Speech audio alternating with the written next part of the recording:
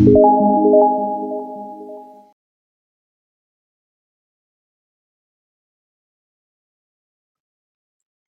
Friends, welcome.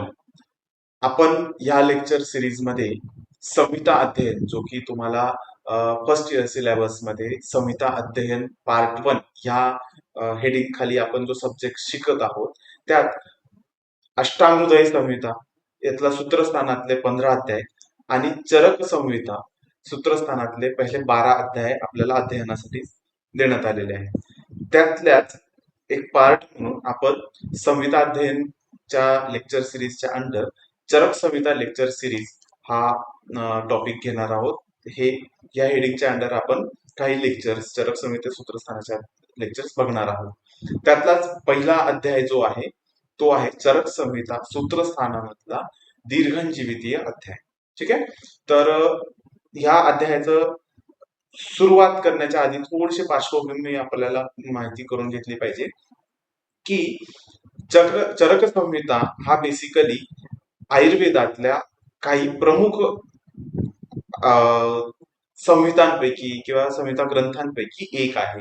त्यांनाच बृहत्रयी संहिता म्हटलं जातं. त्याच्यात चरक संहिता, सुश्रुत संहिता आणि अष्टांगहृदय किंवा अष्टांग संग्रह ह्यांचा समावेश होत असतो. या 3 संहितांपैकी 2 संहितांचे सूत्रस्थानातले काही अध्याय आपल्याला प्रथम वर्ष BMS च्या याच्यासाठी सिलेबस मध्ये निवडण्यात आलेले आहेत.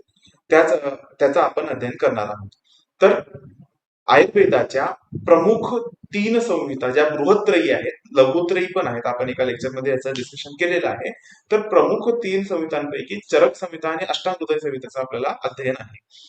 त्यात पहिला जो अध्याय आहे तो बेसिकली आयुर्वेद आपल्यापर्यंत कसा पोहोचला किंवा आयुर्वेदिक चिकित्सा पद्धती काय आहे आणि तिची निर्मिती कुठून झालेला आहे, आयुर्वेदाचे उगम कुठून झालेला आहे, तिथून सुरुवात त्याची होत असते. कुठलाही विषय सुरू करायच्या आधी आपल्याला काय असतं की त्या विषयाचा बॅकग्राऊंड आपल्याला माहिती पाहिजे, की ते काय आहे, कुठून आलेलं आहे, त्याचे बेसिक फंडामेंटल्स काय आहेत, जेणेकरून पुढे आपल्याला शिकायला मिळेल.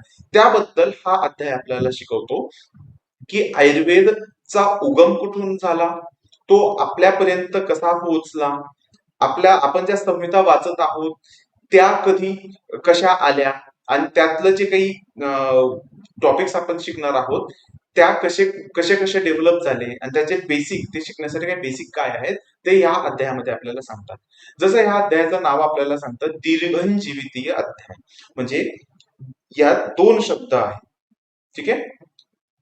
तसे अध्यायाला जर एकत्र केलं तर 3 शब्द, दीर्घ जीवित अध्याय. दीर्घ जीवन प्राप्त करण्यासाठी जे प्रयत्न केले गेले ते कोणी केले, कसे केले ते आपण पुढे बघणार आहोत. बेसिकली या अध्यायाचं नाव आधी समजून घेऊया. दीर्घ जीवन प्राप्त करण्यासाठी. आता दीर्घ जीवन प्राप्त करण्यासाठी म्हणजेच काय की निरोगी आयुष्य प्राप्त करण्यासाठी आणि जो आपली लाईफ एक्सपेक्टन्सी आहे ती मॅक्झिमाइज करण्यासाठी, हेल्दी लाईफ मिळवण्यासाठी जे प्रयत्न केले गेले त्याबद्दल चर्चा ज्या अध्यायामध्ये झालेली आहे तो अध्याय म्हणजे आहे दीर्घजीवितीय अध्याय. ठीक आहे. तर हे आपल्याला कळालं. आता आपण या अध्यायाचे एक एक श्लोक बघूया, त्यात त्यांनी काय सांगितलेलं आहे बघूया आणि सोबत सोबत आपण जे जे काही महत्वाचे टॉपिक आहेत त्याच्यावर आपण डिटेल डिस्कशन करूया. तर हे आहे संहिता अध्ययन लेक्चर सिरीज मधला चरक संहिता लेक्चर सिरीज. त्यात आपण चरक संहिता सूत्रस्थान दीर्घजीवितीय अध्याय सुरू करत आहोत. आता जी चरक संहिता आहे त्यात पहिल्या अध्यायात सगळ्यात पहिला श्लोक, प्रत्येक अध्यायाच्या आधी एक श्लोक आपल्याला बघायला मिळतो. तो श्लोक आपल्याला काय सांगतो की त्या अध्यायाचं अधिकरण काय आहे. अधिकरण म्हणजे काय, त्या अध्यायामध्ये त्या चॅप्टर मध्ये आपण काय शिकणार आहोत. ठीक आहे. तर कुठल्याही बुक मध्ये आपण जेव्हा जातो, कुठल्याही बुक जेव्हा आपण वाचायला घेतो त्यात एक चॅप्टर असतं, चॅप्टरला हेडिंग असतं आणि हेडिंगच्या अंडर त्या हेडिंगशी रिलेटेड सगळे विषय त्यात मांडलेले असतात, मग सब हेडिंग आणि या सगळ्या गोष्टी. तशाच पद्धतीचं अध्यायाचं हेडिंग सांगणारं जे काही वाक्य आहे ते सगळ्यात आधी पहिला श्लोक आपल्याला सांगतो. तर तो श्लोक काय आहे आपण बघूया. अथातो दीर्घञ्जीवितीयम् अध्यायं व्याख्यास्यामः इति हस्माः भगवान अत्रेयः. आता पहिले आपण या श्लोकचा अर्थ समजून घेऊया की हा श्लोक काय आहे. सगळ्यात आधी हा जो श्लोक आहे यात आपल्याला शब्दांची फोड करायला लागेल. पहिले काय आहे, हा जो शब्द आहे तो आहे अथ अतः दीर्घ जीवितीय अध्यायम वि आख्यास्यामः. आता हा जो आहे श्लोक हा अष्टपदी श्लोक आहे. अष्टपदांमध्ये 8 पदांमध्ये याची रचना करण्यात आलेली आहे. 1 2 3 4 5 6 7 आणि 8 अशा 8 पदांमध्ये याची रचना करण्यात आलेली आहे. आता याची रचना अशीच का करण्यात आलेली आहे, पहिला शब्द काय हाच का घेतला गेलेला आहे त्याबद्दल आपण बघूया.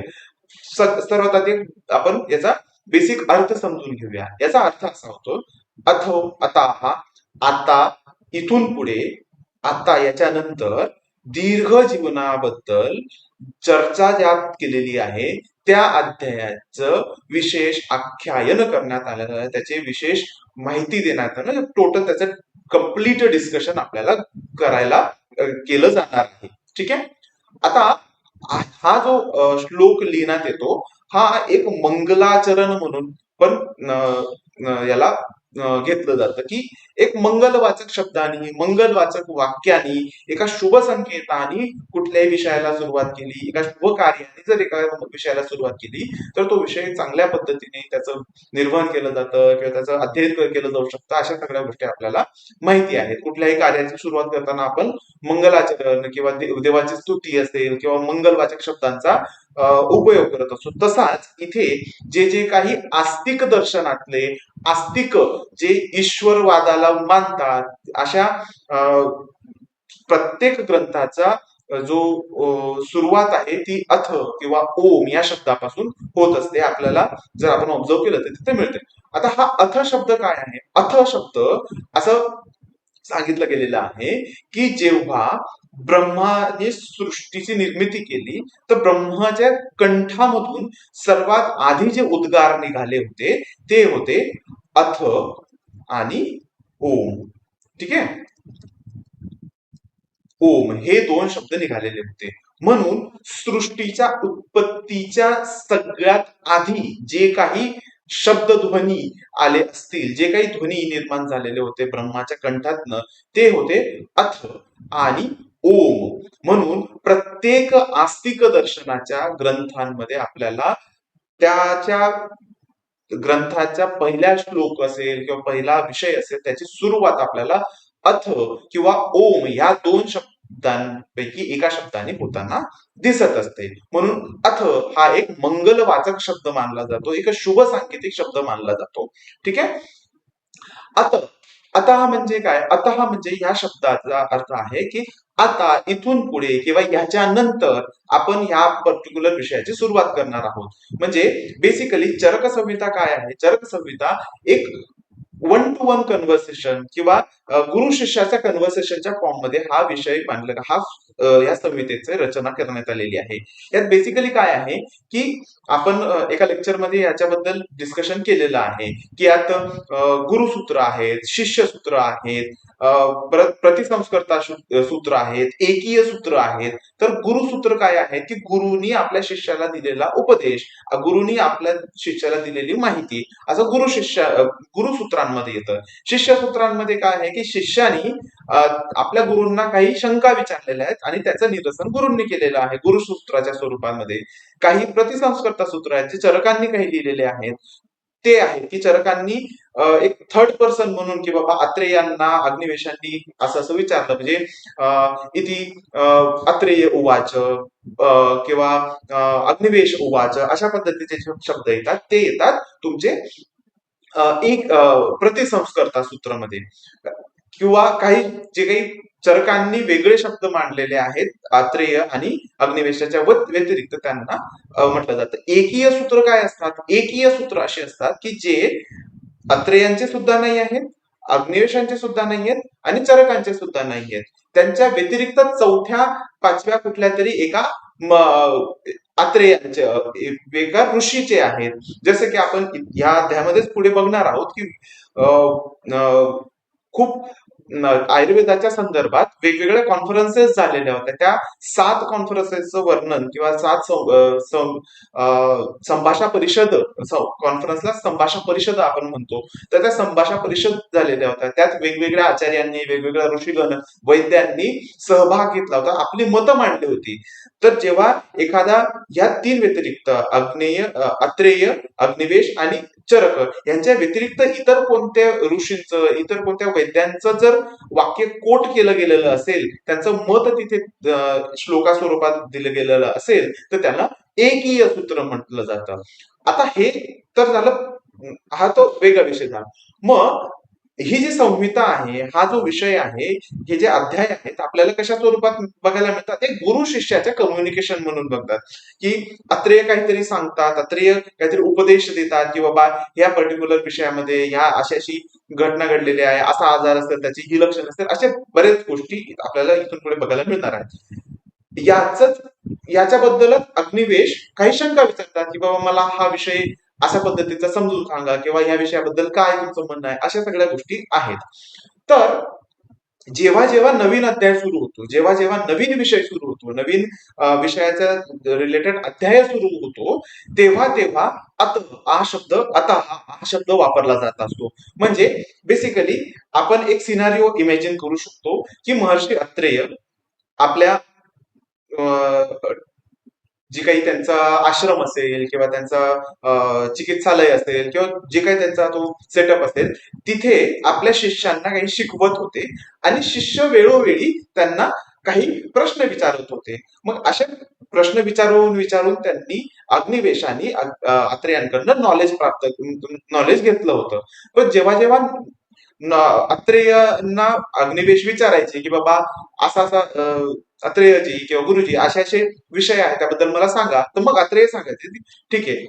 विचारल्यानंतर आता आता मग मी हे सांगायला सुरुवात करतो, असं जेव्हा अत्रेय म्हणायचे, तर तेव्हा तशा शब्दाला हा आता इथून पुढे किंवा या विषयानंतर हे सांगून झाल्यानंतर, आता पुढे इथून पुढे आपण ह्या पर्टिक्युलर विषय बद्दल डिस्कस करणार आहोत, याचे विशेष माहिती घेणार आहोत, असं सांगितलं जातं. त्याचप्रमाणे हा अथ म्हणजे आता, मंगलवाचक शब्द आहे तो.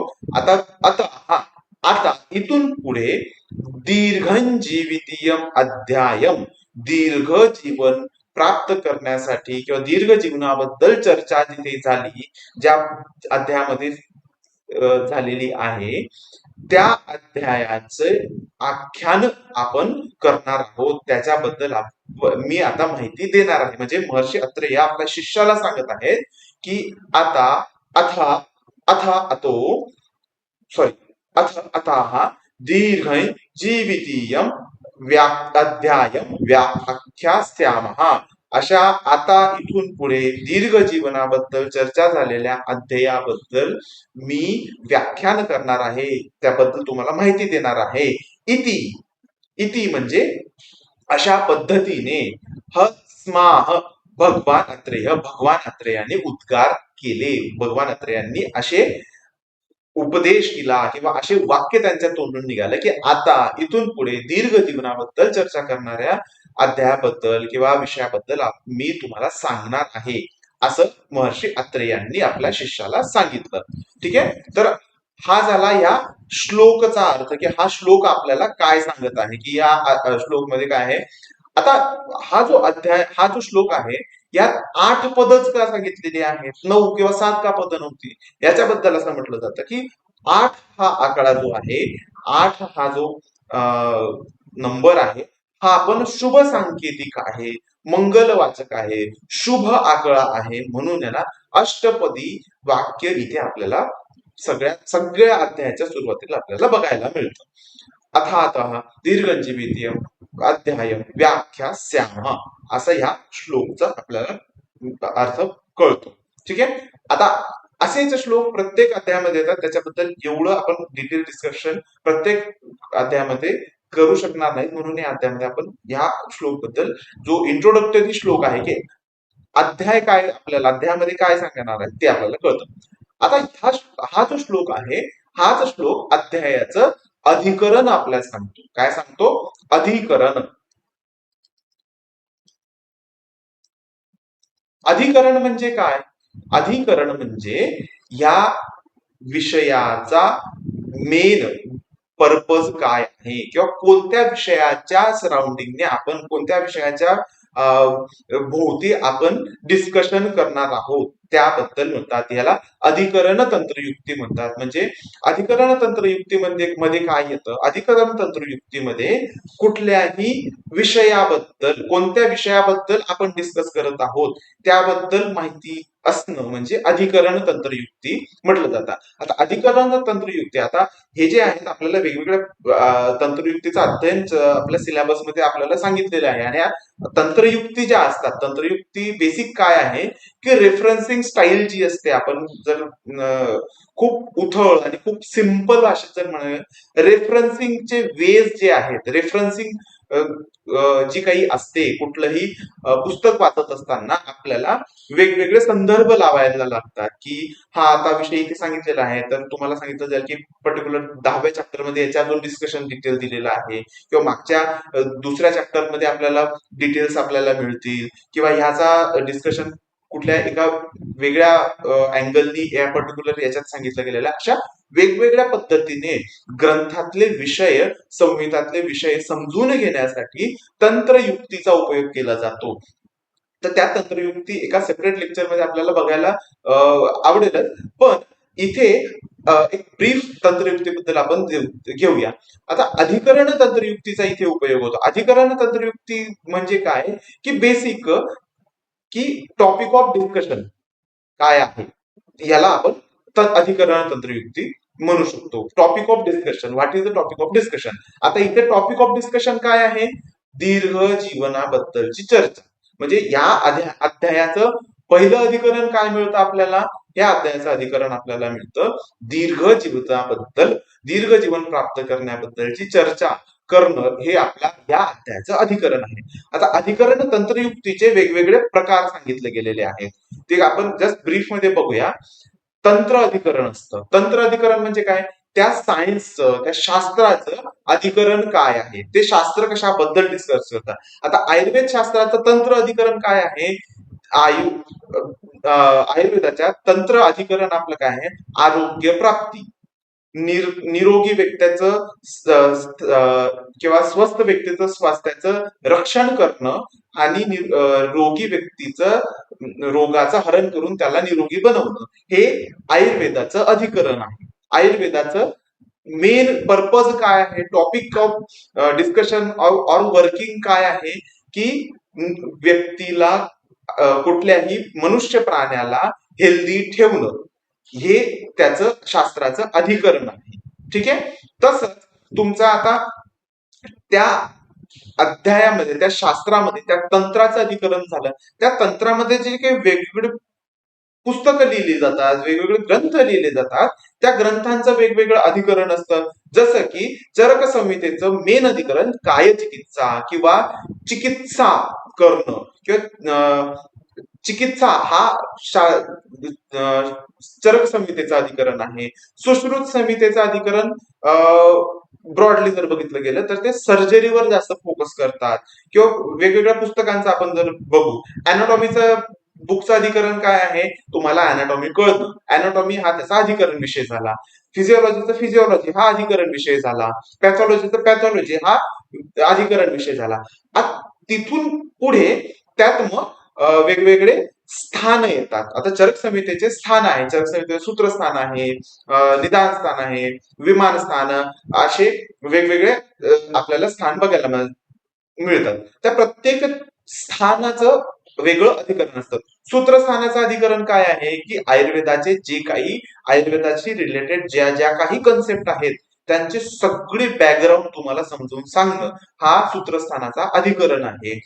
निदान स्थानाचं अधिकरण काय आहे? निदान स्थानाचं अधिकरण हे आहे की कुठलाही व्याधी समजून घेण्यासाठी त्याचे जे काही निदान पंचक आहेत, व्याधीचे हेतू, पॉझिटिव्ह फॅक्टर्स काय असतात, त्याची लक्षणं काय असतात, त्याची पॅथोफिजिओलॉजी म्हणजे संप्राप्ती काय असते, त्याची लक्षणं काय असतात, त्याची उपशय अनुप्रशय काय असतं, हे सांगणारं म्हणजे निदान पंचक कुठल्याही व्याधी घटकांचं डिस्कशन हे निदान स्थानाचं अधिकरण आहे. चिकित्सा स्थानाचं अधिकरण चिकित्साबद्दल, व्याधींची चिकित्सा कशी केली जावी याच्या हे अधिकरण चिकित्सा स्थानाचं आहे. आता तिथून पुढे प्रत्येक स्थानामध्ये वेगवेगळे अध्याय असतात. प्रत्येक अध्यायाचे एक अधिकरण असतं. जसं या या दीर्घजीविती अध्यायाचं अधिकरण दीर्घ जीवन प्राप्तीसाठी केले गेलेले चर्चा किंवा उपाय, शोधले गेलेले उपाय यांचं डिस्कशन करणं हे या अध्यायाचं अधिकरण आहे. प्रत्येक अध्यायामध्ये प्रत्येक टॉपिक, वेगवेगळ्या टॉपिकचं अधिकरण असतं. जसं की इथे अधिकरण आहे आयुर्वेद अवतरण. हे अधिकरण, या अधिकरणाच्या अंडर हे काही श्लोक येतात की आयुर्वेदाचं अवतरण कसं झालं, आयुर्वेद आपल्यापर्यंत कसा पोहोचला, ते आपण पुढे डिस्कस करणार. तर ते त्याचं अधिकरण असतं. पुढे अध्यायाच्या मध्ये तुम्हाला अध्यायाचा एका सब टॉपिक डेव्हलप झाला ते अधिकरण असेल. पुढे प्रत्येक श्लोकाचं अधिकरण असतं. प्रत्येक श्लोक, आता इथे दीर्घम जीवितम अन्विच्छन भरद्वाज उपागमन इर्गम इद्रम उग्रतपा बुद्ध्वा शरण्यम अमरेश्वरम. या श्लोकाचं अधिकरण काय आहे की दीर्घ जीवन प्राप्त करण्यासाठी भरद्वाज नामक ऋषींनी काय प्रयत्न केले, त्यांनी काय ऍक्टिव्हिटी केली. तर भरद्वाज ऋषींबद्दल काही बेसिक इन्फॉर्मेशन देणारा हा श्लोक आहे. म्हणून ह्या श्लोकचं अधिकरण वेगळं जातं. किंवा पुढे आपल्याला 4 पुरुषार्थ सांगितलेले, धर्म अर्थ काम आणि मोक्ष, त्या 4 पुरुषार्थांबद्दल सांगणारा तो श्लोक आहे. म्हणून 4 पुरुषार्थ हे त्याचं अधिकरण झालं. अशा प्रत्येक एकेका लेवलवर अधिकरण तंत्रयुक्तीचा आपल्याला उपयोग होत असतो. अधिकरण तंत्रयुक्ती आपल्याला प्रत्येक ग्रंथ, त्याचे सेक्शन्स, त्याचे चॅप्टर, त्याचे श्लोक, त्याचे श्लोक मधले शब्द, प्रत्येक गोष्टीचा आपल्याला अधिकरण तंत्रयुक्ती बऱ्याच ठिकाणी आपल्याला बघायला मिळतं. अधिकरण तंत्रयुक्ती शोधणं खूप अवघड नाहीये, खूप सोपं हे अधिकरण तंत्रयुक्ती आपल्याला आहे. ठीक आहे. आता हे सगळं सांगण्याचं कारण काय आहे की आपल्याला ग्रंथ वाचत असताना वेगवेगळ्या पद्धतीने तो ग्रंथ समजावा, तो विषय समजावा, याच्यासाठी तंत्रयुक्ती दिल्या गेलेल्या आहेत. याच तंत्रयुक्ती तुम्हाला व्हायवा व्हॉइस मध्ये किंवा ग्रुप डिस्कशन्स मध्ये, तुमच्या ऍक्टिव्हिटी लिस्ट मध्ये तुम्हाला ऍक्टिव्हिटी जेव्हा केल्या जातील तेव्हा तुम्हाला यांचं आयडेंटिफाय अधिकरण तंत्रयुक्ती किंवा अधिकरण तंत्रयुक्तीचं उदाहरण सांगा, किंवा उद्देश तंत्रयुक्ती काय, निर्देश तंत्रयुक्ती, एक तंत्रयुक्ती जशा वेळोवेळी आपल्याला अध्यायांमध्ये येते तेव्हा आपण त्यांचं डिस्कशन करणारच आहोत. ठीक आहे. तर हे तर झालं या अध्यायामध्ये या पहिल्या श्लोकचा अर्थ काय आहे आणि अधिकरण तंत्रयुक्ती काय आहे. आपण एक तंत्रयुक्ती ह्या अध्यायाच्या अनुषंगाने, या श्लोकच्या अनुषंगाने आपण ह्या समजून घेतलेली आहे. आता पुढे या अध्यायाचं अधिकरण आपल्याला कळालं, दीर्घ जीवन प्राप्त करण्यासाठी केले गेलेले जे काही प्रयत्न आहेत ते सगळे या अध्यायाचं अधिकरण आहे. ह्या अध्यायामध्ये सुरुवातीचं अधिकरण आहे, नंतर काही अधिकरण बदलतात, ते आपण त्या वेळेस बघूया. आता सगळ्यात आधी आपल्याला बेसिक सांगतात की आयुर्वेद आपल्यापर्यंत कसा पोहोचला, आयुर्वेदाचं अवतरण काय आहे, याच्यावर तुम्हाला SAQ विचारला जातो. आयुर्वेद अवतरण सांगा. अष्टांग हृदयामध्ये पण आपल्याला पहिल्या अध्यायामध्ये आयुर्वेद अवतरणाची प्रणाली सांगितलेली. म्हणजे आयुर्वेद कसा निर्माण झाला, आयुर्वेद कसा आपल्यापर्यंत पोहोचला, त्याची सुरुवात कुठे झाली आणि आपल्यापर्यंत कसा पोहोचला, याच्याबद्दल डिस्कशन या आयुर्वेद अवतरणामध्ये आपल्याला सांगितलं. याच्यात आपल्याला कसं आयुर्वेद अवतरण कसं झालं तर त्याबद्दल इथे सांगतात. दीर्घजीवित मन्विच्छन भरद्वाज उपागमत इंद्रम उग्रतपा बुद्ध्वा शरण्यम अमरेश्वरम.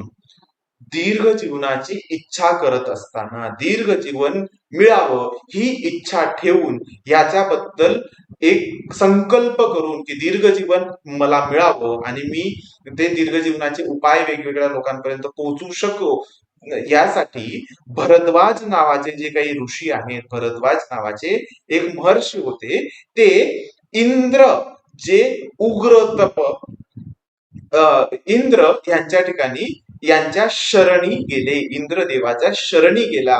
उग्र तप करून किंवा खूप जास्त तप साधना अशा केलेले जे काही भरद्वाज ऋषी आहेत हे इंद्राच्या शरणी गेले, इंद्रदेवाच्या शरणी गेले. का गेले? ते दीर्घ जीवन इच्छन, दीर्घ जीवनाची इच्छा ठेवत असताना, दीर्घ जीवनाबद्दल मला मिळावं किंवा दीर्घ जीवन कसं प्राप्त केलं जाईल याचे उपाय मिळावे म्हणून भरद्वाज ऋषी हे इंद्रदेवाच्या शरणी गेले. काय गेले? शरणी गेले. अमरेश्वर हे इंद्राचा पर्याय, इंद्रदेवाचे वेगवेगळे, इंद्रदेवाला खूप वेगवेगळ्या पद्धतीने शब्द किंवा पर्याय दिले गेलेले आहेत. ठीक आहे. तर जसं की श्रीरामांना राम, राघव असे वेगवेगळ्या नावांनी संबोधित केलं जातं, तसंच इंद्राला पण वेगवेगळ्या नावांनी संबोधित केलं गेलेलं आहे, ते आपण इथे बघूया. तर इंद्रच्या शरणी हे भरद्वाज ऋषी गेले. आता ते का गेले आपल्याला कळालं, कोणाच्या शरणी गेले ते कळालं, ते कसे गेले याच्याबद्दल पुढे चर्चा मिळेल आपल्याला. आता आपल्याला कळालं की दीर्घ जीवनाची इच्छा करत असताना भरद्वाज ऋषी इंद्राच्या शरणी गेले. का गेले? इंद्राच्याच शरणी का गेले याचं उत्तर आपल्याला पुढे मिळतं. काय सांगतात? ब्रह्मणा हि यथा प्रोक्तम आयुर्वेदम प्रजापती जग्राह निखिलेन आद अश्विन निखिलेन आद अश्विनौ तु पुनस्ततः अश्विभ्याम भगवान शक्राः प्रतिपेदे हि केवलम ऋषी प्रोक्तो भरद्वाज तस्मात् शक्रम उपागमत. हे जे भरद्वाज ऋषी आहेत, हे भरद्वाज ऋषी आहेत दीर्घ जीवन प्राप्त करण्यासाठी इंद्राच्याच शरणी का गेले? त्यासाठी आपल्याला हिस्ट्री माहिती करून घ्यायला लागेल की इंद्राच्याच शरणी का गेले. ती हिस्ट्री अशी आहे की ब्रह्मणाही यथाप्रोक्तम आयुर्वेदम प्रजापती, ब्रह्माने आयुर्वेदाचं स्मरण केलं. ब्रह्माने किंवा ब्रह्मतत्वाने आयुर्वेदाचं स्मरण केलं. म्हणजे आयुर्वेदाचं सर्वात आधी ओरिजिन कुठे मिळाला आपल्याला? ब्रह्मतत्वात. जो आयुर्वेद सर्व सृष्टीमध्ये ऑलरेडी अवेलेबल होता, नव्हता असं नाही, अनादि अनंत असा आयुर्वेद आहे. आयुर्वेद हा सृष्टीमध्ये होताच, पण त्याचं स्मरण कुणी केलं?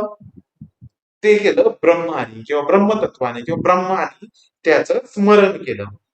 आता जो आयुर्वेद जो सृष्टीमध्ये होता त्याचं स्मरण करून ब्रह्माने तो आयुर्वेद कुणाला दिला? तर तो आयुर्वेद ब्रह्माने प्रजापतींना दिला किंवा दक्ष प्रजापती आपण इथे म्हणतो की दक्ष प्रजापती किंवा प्रजापतीला हा आयुर्वेद दिला. म्हणजे ब्रह्माचे शिष्य कोण झाले? ब्रह्माचे शिष्य झाले प्रजापती, दक्ष प्रजापती. या दक्ष प्रजापतींनी यथाप्रोक्तम जसा आयुर्वेद ब्रह्मानी स्मरण केला, ज्या पद्धतीने जेवढा आयुर्वेद ब्रह्मानी स्मरण केला, तो जशाला तसा, जो जसा होता तसाच आयुर्वेद त्यांनी प्रजापतींना हँडओव्हर केला, प्रजापतीला त्याचं नॉलेज दिलं. पुढे जगराह निखिलेन आदाव अश्विनो तू पुन्हा तथा. अशा पद्धतीने ब्रह्माकडून प्राप्त झालेला जो आयुर्वेद प्रजापतींकडे होता, तो त्यांनी अश्विनी कुमार, अश्विनव, इथे दोन अश्विनी कुमार, ज्यांना देवांचे वैद्य म्हटलं जातं, असे दोन अश्विनी कुमार, जे दोन अश्विनी कुमार म्हणजे ते दोन भाऊ होते, अश्विनी कुमार होते, त्यांना हा आयुर्वेद मिळाला. तो कसा मिळाला? प्रजापतींकडनं निखिल म्हणजे काहीही शिल्लक न ठेवता, म्हणजे काहीही रिझर्व न ठेवता कंप्लीट आयुर्वेदचं नॉलेज प्रजापतींकडनं अश्विनी कुमारांना मिळालं. तिथून तू पुन्हा तथा अश्विभ्याम, या अश्विनी कुमारांकडनं हे जे आयुर्वेद आहे तो भगवान शक्र हा इंद्राचा पर्याय आहे, इंद्रदेवाचा भगवान शक्र प्रतिपेदे केवलम, जशाला तसा, केवल जो जसा होता तशाच पद्धतीने, काहीच रिझर्व न ठेवता जसाचा तसा तो अश्विनी कुमारांकडनं इंद्रदेवाकडे तो आयुर्वेद हस्तांतरित झाला. म्हणजे आयुर्वेद कुठे निर्माण होता? सृष्टीमध्ये होता, त्याचं स्मरण ब्रह्माने केलं. ब्रह्माने जसा होता तसा दक्ष प्रजापतींना तो हँडओव्हर केला, म्हणजे त्याचं नॉलेज त्यांना दिलं. म्हणजे ब्रह्माचे शिष्य झाले प्रजापती, प्रजापतींचे शिष्य झाले अश्विनी कुमार, अश्विनी कुमारांनी हा आयुर्वेद इंद्राकडे दिला. म्हणजे आतापर्यंत हा आयुर्वेद भूतलावर आलेला नाहीये, पृथ्वीवर आलेला नाही आहे, हा देवसृष्टीमध्ये हा आयुर्वेद आहे. अशा पद्धतीने इंद्रापर्यंत आयुर्वेद येऊन थांबला होता आणि तो देवांपर्यंत त्याचा उपयोग केला जात होता. इथून पुढे मग वेगवेगळ्या महर्षींची एक डिस्कशन झालं, ते आपण पुढे बघणार आहोत. त्या ऋषींपैकी भरद्वाज ऋषी इंद्राकडे गेले.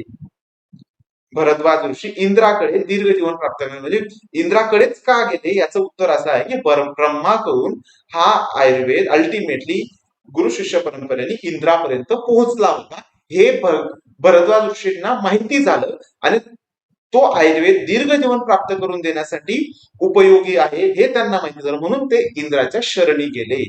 आणि अशा पद्धतीने ऋषी प्रोक्तो ऋषींनी ऋषींचा तर्फे रिप्रेझेंटेटिव्ह म्हणून ऋषींनी विनंती केल्यामुळे भरद्वाज ऋषी वेगवेगळ्या ऋषींच्या संघटनेनी त्यांना रिक्वेस्ट केल्यामुळे भरद्वाज ऋषी तस्मात भगवान शक्रम उपागमत, अशामुळे ते वेगवेगळ्या ऋषींच्या रिक्वेस्टनी भरद्वाज ऋषी इंद्राच्या समोर उपस्थित झाले, इंद्राच्या शरणी गेले आयुर्वेद प्राप्त करण्यासाठी. ठीक आहे, म्हणजे बेसिकली ब्रह्मापासून आयुर्वेद दक्ष प्रजापती, दक्ष प्रजापतींकडून अश्विनी कुमार, अश्विनी कुमारांकडून इंद्र आणि इंद्राकडून भरद्वाज ऋषींपर्यंत आयुर्वेद पोहोचला. हा आयुर्वेद भरद्वाज ऋषी इंद्राकडून पृथ्वीवर घेऊन आले. तो कसा घेऊन आले, भरद्वाज ऋषीच का गेले याच्याबद्दल डिस्कशन पुढच्या श्लोकमध्ये. आता ते जे भरद्वाज ऋषी गेले होते ते जाण्यामागे पार्श्वभूमी, त्याच्या मागे बॅकग्राऊंड काय होता त्याबद्दल इथे आपल्याला बघायला मिळतं. भरद्वाज ऋषी कसे गेले, का गेले, कुठून गेले याबद्दल इथे सांगतात. तर सगळ्यात आधी आपण याचं एक बेसिक समजून घेऊया, याचा अर्थ समजून घेऊया, मग श्लोक बघू आपण. की झालं असं की जेव्हा कलियुगाची सुरुवात होत होती, कलियुगाची सुरुवात होत होती काही हजार वर्षांपूर्वी, त्यावेळेस मनुष्य प्राण्यांना किंवा या पृथ्वी तलावर जेवढे काही प्राणीगण आहेत, ते मनुष्य असतील किंवा इतर कुठले प्राणी असतील, त्यांना विविध प्रकारचे रोग व्हायला लागले, विविध प्रकारचे व्याधी निर्माण व्हायला लागले. आणि ते व्याधी निर्माण होण्यामुळे त्या प्राण्यांचं, प्राणी मात्राचं आयुष्य ऱ्हास व्हायला लागलं, आयुष्य कमी व्हायला लागलं. म्हणून ते प्राणी जे आहेत ते आपल्या त्यांना त्यांचे जे काही कर्तव्य आहे, जे कार्य आहे ते पूर्ण करू शकत नव्हते आणि वेगवेगळ्या व्याधींमुळे पूर्ण सृष्टी त्रस्त झालेली होती. वेगवेगळे व्याधी त्या सृष्टीच्या मध्ये सगळ्या लोकांना होत होते. म्हणून जे काही प्राणी मात्राची हित इच्छणारे, हित जे ऋषीगण प्राणी मात्राचं हित इच्छितात किंवा प्राणीमात्रांचं हित व्हावं असं ज्यांची इच्छा असते, असे ऋषीगण एकत्रित आले आणि त्यांनी डिसाईड केलं की प्राणीमात्रांना रोगमुक्त करण्यासाठी काहीतरी उपाय असतील ते आपण शोधले पाहिजे, जेणेकरून त्या प्राणी मात्रांना दीर्घ जीवनाची प्राप्ती होईल, निरोगी दीर्घ जीवनाची प्राप्ती होईल. आणि ते मिळवण्यासाठी ते एका ठिकाणी जमले. त्यांची फर्स्ट कॉन्फरन्स, सगळ्यात पहिली कॉन्फरन्स झाली की दीर्घ जीवन प्राप्त करण्यासाठी असे काय उपाय असतील, असे काही शास्त्र असेल का जे आपल्याला मिळेल आणि ज्याच्याने आपण प्राणी मात्राची सेवा करू शकू, त्यांना निरोगी जीवन प्राप्त करून देऊ शकू, असं इथे त्यांचं डिस्कशन झालं. ठीक आहे, मग इथे ते झाल्यानंतर हे डिस्कशन झाल्यावर, हे डिस्कशन कसं झालं, कुठे झालं याच्याबद्दल इथे आपल्याला चर्चा मिळते. तर सगळ्यात आधी जे काही डिस्कशन झालं त्याबद्दल आपण बॅकग्राऊंड बघूया. विघ्नभूता यदा रोगा प्रादुर्भूता शरीरिणा तप उपवास अध्ययन ब्रह्मचर्य व्रत आयुषाम तदा भूतेषु अनुक्रोशं पुरस्कृत्य महर्षयः समेताः कर्माणः पार्श्वे हिमवताः शुभे. जे या एका श्लोक अर्थात शब्दाचा अर्थ सांगतो. विघ्नभूता यथा रोगाः प्रादुर्भूता शरीराम. जे प्राणीगण ज्यांना शरीर आहे, जे शरीरी आहेत, शरीरी म्हणजे शरीरात राहणारा जीव, असे जे काही प्राणी मात्र आणि त्यांच्या शरीरात राहणारा जो शरीरी म्हणजे जीव आहे, यांना विविध रोग विघ्नभूत करत होते, म्हणजे खूप त्रस्त करत होते, खूप त्रास देत होते. रोगांचा प्रादुर्भाव होऊन त्यांना शरीरी जे काही आहे त्यांना खूप कष्ट होत होते.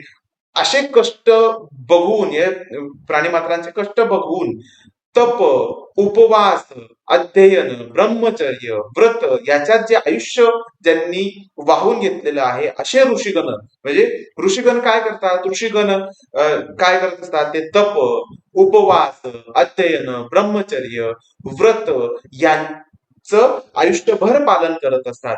असे जे काही ऋषीगण आहेत त्यांनी जे रोग भूतेषु अनुक्रोशम पुरस्कृत्य महर्षया, प्राणी मात्रांवर दया दाखवून ते लोक म्हणजे जे प्राणी मात्रांना विविध रोग आक्रोशित करत आहेत, म्हणून हे ऋषीगण या प्राणी मात्रांप्रती दयाभाव ठेवून एकत्रित आले. समेतः पुण्यकर्मणा, एका पुण्याचं कार्य करण्यासाठी, एक चांगलं कार्य करण्यासाठी एकत्रित जमा झाले. ते कुठे एकत्रित झाले? पार्श्वे हिमवताः शुभे. हिमालयाच्या पार्श्वभागी म्हणजे हिमालयाच्या पायथ्याशी ते जमा झाले. शुभ असा जो हिमालय आहे त्याच्या पायथ्याशी ते जमा झाले, म्हणजे त्यांनी ती चर्चा करण्यासाठी ते एकत्रित आले.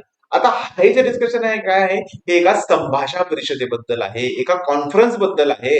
प्राणी मात्रांना रोगमुक्त करण्यासाठी जी काही संभाषा परिषद, जी काही कॉन्फरन्स वेगवेगळ्या ऋषींनी त्यावेळेस घेतली, ती कॉन्फरन्स इथे आपल्याला सांगितलेलं. त्या कॉन्फरन्सचं स्थान काय होतं? त्या कॉन्फरन्सचं स्थान होतं पार्श्वे हिमवता. हिमालयाच्या हिमालयाच्या पायथ्याशी ती संभाषा घेण्यात आली. याच्यावर तुम्हाला एमसीक्यू येईल की दीर्घजीविती अध्यायात संभाषा परिषदाचं स्थळ काय होतं, ते होतं हिमालयाच्या पायथ्याशी, पार्श्वे हिमवता हे त्याचं स्थान होतं. अशाच टोटल 7 संभाषा परिषद, 7 कॉन्फरन्सचं वर्णन आपल्याला चरक संहितेमध्ये बघायला मिळतं. त्या कोणत्या आहेत ते ब्रीफ मध्ये बघूया. याच्यावर तुम्हाला एआयपीजीटी सारख्या एक्झाम मध्ये एमसीक्यू विचारले जातात की प्रथम संभाषा परिषद कुठे झाली, ते किंवा चरक संहितेमध्ये एकूण किती संभाषा परिषदांचं वर्णन आहे, असे वेगवेगळे प्रश्न विचारले जातात. तर पहिली संभाषा परिषद जसं आपण शिकत आहोत दीर्घजीविती अध्यायामध्ये आपल्याला चरक संहिता सूत्रस्थानातल्या पहिल्या अध्यायामध्ये मिळते. त्याचं विषय काय होता, त्या संभाषा परिषदेचं अधिकरण काय होतं, विषय काय होता, डिस्कशन काय कशाबद्दल होतं, ते होतं आयुर्वेद अवतरण कसं झालं याच्याबद्दल ती संभाषा परिषद, म्हणजे दीर्घ जीवनाचे उपाय काय आहेत आणि त्याच्याबद्दल चर्चा करण्याबद्दल ती संभाषा परिषद होती. आयुर्वेद अवतरण आणि ती दीर्घ जीवन, ठीक आहे, दीर्घ जीवनाबद्दल ती होती. या संभाषा परिषदेमध्ये टोटल 53 वैद्य, ती 53 ऋषीगण एकत्र, 53 ऋषीगणांची नावं दिली गेली, ते आपण पुढे बघणार आहोत. तर टोटल 53. याच्यावर एमसीक्यू विचारला जाऊ शकतो की पहिली संभाषा परिषद कुठे झाली, ती हिमालयाच्या पायथ्याशी झाली. कोणत्या अध्यायामध्ये वर्णन आहे? दीर्घजीविती अध्यायामध्ये वर्णन आहे, असं विचारलं जाईल. ठीक आहे, त्यात विषय काय होता, त्यात ऋषीगण किती होते, असं. दुसरी संभाषा परिषद कुठे झाली? दुसरी संभाषा परिषद झाली वात कलाकली अध्यायामध्ये, त्याचं वर्णन आता चरक संहिता सूत्रस्थान 12 मध्ये त्याचं वर्णन आपल्याला बघायला मिळतं. तिचा विषय काय होता? वात, पित्त, कफ यांचे गुण आणि कर्म काय असतात, म्हणजे त्रिदोष जे आपल्या आयुर्वेदामध्ये आपण शिकतो, वात, पित्त, कफ त्यांचे गुण कर्म याबद्दल ती चर्चा होती. त्यात 8 ऋषीगणांनी सहभाग घेतलेला. तिसरी संभाषा परिषद कुठल्या अध्यायामध्ये? यज्ञ पुरुषी अध्याय, चरक संहिता सूत्रस्थानाचा 25वा अध्याय आहे, तिथे ती संभाषा परिषदेचं वर्णन आहे. त्यात काय आहे? त्यात विषय काय होता? पुरुष आणि रोगाची उत्पत्ती कशी झाली. पुरुष म्हणजे हा जो देह आहे, जो पुरुष आहे, पुरुषाच्या व्याख्या वगैरे आपण पुढे बघणार आहोत. त्याची निर्मिती कशी झाली, त्या पुरुषाला होणारे रोग कसे निर्माण होतात याची चर्चा यज्ञ पुरुषी अध्यायातल्या संभाषण परिषद मध्ये झालेली आहे. त्याच्यात 11 ऋषींचा, 11 वैद्यांचा सहभाग होता. चौथी संभाषण परिषद अत्रेय भद्रे कापी अध्यायामध्ये आपल्याला बघायला मिळते. तो चरकसंहिता सूत्रस्थानातला 26वा अध्याय, ज्यात रस काय आहे, रसांची संख्या काय आहे, रसांचे गुण, कर्म, त्यांचा दोषांवर परिणाम, या सगळ्याबद्दल चर्चा अत्रेय भद्रकापी अध्याय चरकसंहिता सूत्रस्थानामध्ये झालेली. त्याच्यात 10 ऋषींचा सहभाग होता. पुढे पुढची संभाषा परिषद कुठे झाली? पुढची संभाषा परिषद झाली खुट्टिका गर्भावक्रांती अध्यायामध्ये वर्णन येतं. त्यात काय, तो कोणता आहे? चरकसंहिता शारीरस्थान 3 मधला ते वर्णन आहे, ज्यात गर्भाची उत्पत्ती कशी होते याबद्दल चर्चा करण्यात आलेली आहे. 6वी संभाषा परिषद शरीर विजय शारीर, हा चरक शारीरस्थान 6व्या अध्यायामध्ये गर्भ याची निर्मिती कशी होते, त्यात सर्वप्रथम कोणतं अंग कुठल्याही फिटस मध्ये शिराची निर्मिती सगळ्यात आधी होते का, हात निर्माण होतात का, पाय निर्माण होतात का, याच्याबद्दल म्हणजे कुठल्याही गर्भामध्ये फिटस मध्ये सगळ्यात आधी कोणता ऑर्गन डेव्हलप होतं याच्याबद्दलची जी डिस्कशन आहे ती आपल्याला शरीर विजय शारीर अध्याय शारीरस्थान 6 मध्ये बघायला मिळते. आणि 7वी संभाषा परिषद फलमात्रा सिद्धी अध्याय चरक सिद्धिस्थान 11 मध्ये मिळते, जी दृढफलाने आयोजित केली होती, ज्यात बस्ती आणि बस्तीचे गुण आणि बस्ती काय आहे, बस्ती हे पंचकर्मांचा जो भाग आहे, बस्ती काय आहे, त्याचे गुण, कर्म आदी त्याची बद्दल चर्चा ही फलमात्रा सिद्धी अध्यायामध्ये बघायला मिळते आपल्याला. ठीक आहे. तर या संभाषा परिषद तुम्हाला एमसीक्यू साठी खूप महत्वाचे आहेत. हे AIPGT सारख्या जे एक्झाम आहेत, जे काही कॉम्पिटेटिव्ह एक्झाम आहेत, तुमची एक्झाम फायनल इयर झाल्यानंतर जे काही नेक्स्ट नावाची जी काही एक्झाम तुमची आहे त्या एक्झाम मध्ये विचारले जाऊ शकतात. याच्यावर तुम्हाला एमसीक्यू येत असतात. ठीक आहे. तर ही झाली चरक संहिता मध्ये जो संभाषा परिषद किती आलेल्या आहेत त्याच्याबद्दलची चर्चा. ठीक आहे. पुढे आपण बघूया की जे पहिली संभाषा परिषद दीर्घ जीवनासाठी जी काही पहिली संभाषा परिषद घेण्यात आलेली होती, ती संभाषा परिषद मध्ये ऋषीगण किती इन्व्हॉल्व्ह होते त्याच्याबद्दल आपल्याला चर्चा बघायला मिळणार आहे. तर किती ऋषीगण होते? ते होते 53. आपण आधीच बघितलं 53. ते कोणते कोणते त्याच्याबद्दल आपण एक थोडस ब्रीफ मध्ये बघूया. ह्याचं खूप अर्थ बघायची आपल्याला सध्या आवश्यकता नाही, जसं नाव आपल्याला माहिती असणे गरजेचं आहे. अंगिरा, जमदग्नी, वशिष्ठ, कश्यप, भृगु, अत्रेय, गौतम. अत्रेयांना आपण लक्षात ठेवा इथे सध्या. गौतम, सांख्य, पुलस्त्य, नारदो असिदाह, अगस्त्य, वामदेवश्च, मार्कंडेय, अश्वलायन, परीक्षी, भिक्षुआत्रेय, भरद्वाज, कंपिलष्ट, विश्वामित्र आदी असे वैखानर, वालखिल्य असे खूप असे 53 ऋषीगण ह्या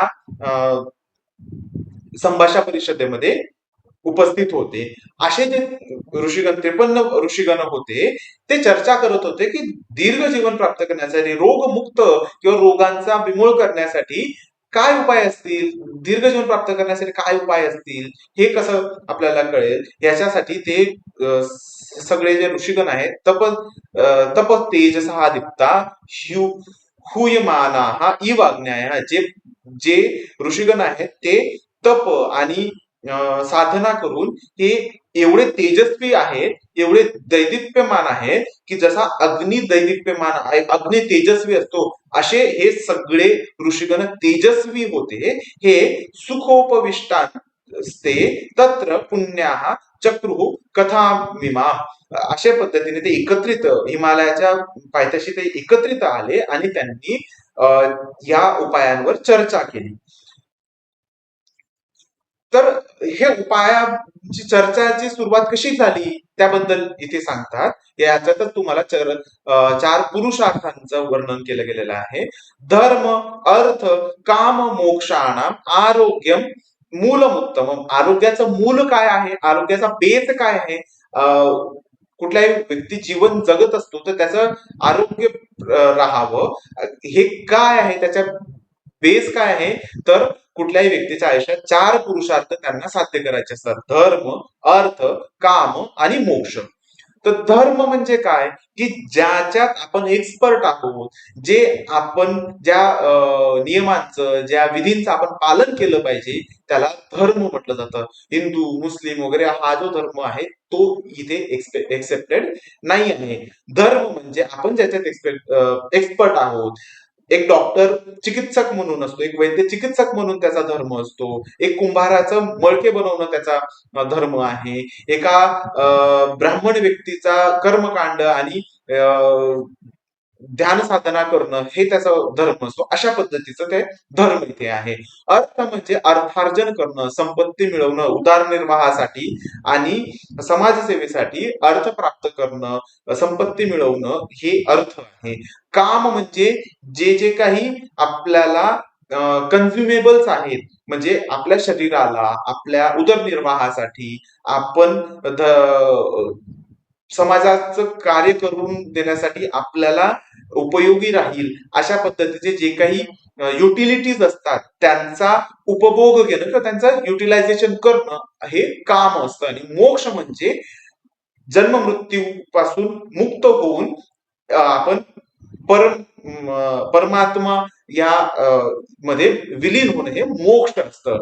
आणि हे मिळवण्यासाठी आपल्याला आरोग्य व्हावं. जर आरोग्यच नसेल तर धर्म, अर्थ, काम, मोक्ष कसं प्राप्त करू शकेल? तर म्हणून धर्म, अर्थ, काम आणि मोक्ष हे आपले 4 पुरुषार्थ आहेत कुठल्याही व्यक्तीचे. हे जीवनाचे मूल आहेत, आरोग्याचं मूल आहे. ठीक आहे, मूल म्हणजे बेस आहे. ठीक आहे. आता हा जो श्लोक आहे हा तुम्हाला रिसायटेशन साठी आहे. काय आहे रिसायटेशन? इथे मी प्रत्येक स्लाइडवर एक एक जिथे जिथे हे आपल्याला मिळतं ब्लू कलर मध्ये सगळे श्लोक, ब्लू कलर मध्ये आयदर ते रिसायटेशनचे श्लोक आहेत और ते शब्द महत्वाचे आहेत. ठीक आहे, म्हणून इथे हे तुम्हाला एक नोट दिलेली आहे. ठीक आहे, अशा पद्धतीने धर्म, अर्थ, काम, मोक्ष हे आयुष्याचे मूल आहेत, म्हणजे बेस आहे. आणि अशा पद्धतीने रोगस्तस्य अपहर्तारः श्रेयतो जीवितस्य च प्रादुर्भूतो मनुष्याना अंतरायो महानयम कः स्यात् तेषां शमोपायाः इति उक्ताः ध्यानमास्थिताः अथ ते शरणं शक्रं ददृशा ध्यानः चक्षुषाः स वक्षन्ति शमोपायं यथावत् अमर प्रभू.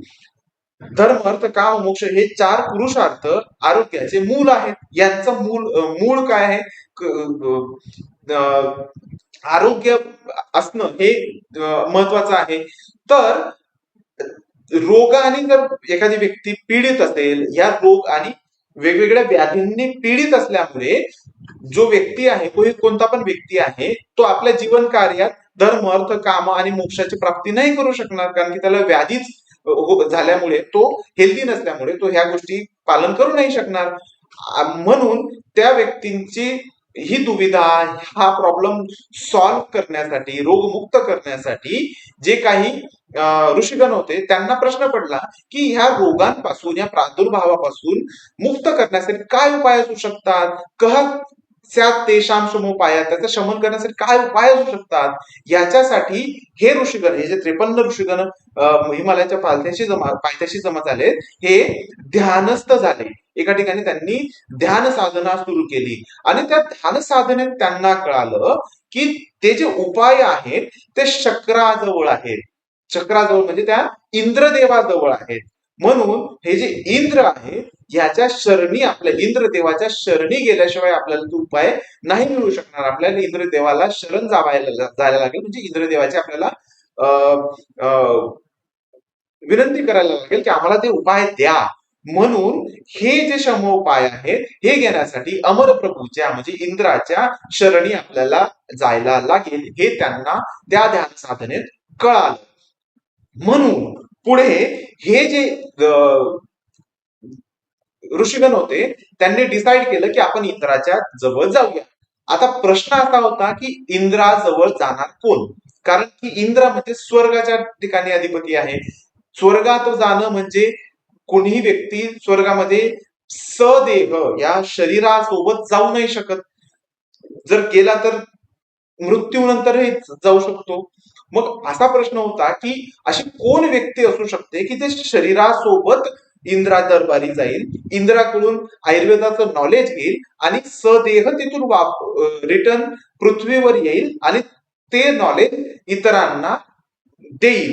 हे हा तिथे मोठा प्रश्न होता.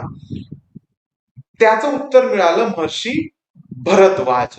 भरद्वाज हे सगळ्यात तेजस्वी महर्षी होते. त्या 53 ऋषींपैकी सगळ्यात तेजस्वी ऋषी, त्यात सगळ्यात जास्त बलवान तपसाधनेच्या संदर्भात सगळ्यात बलवान कोण होते तर ते भरद्वाज ऋषी होते. म्हणून हे जे भरद्वाज ऋषी होते, कहा सहस्राक्ष भवनम गच्छेत प्रष्टुम शचीपती अहम अर्थे प्रयुज्येत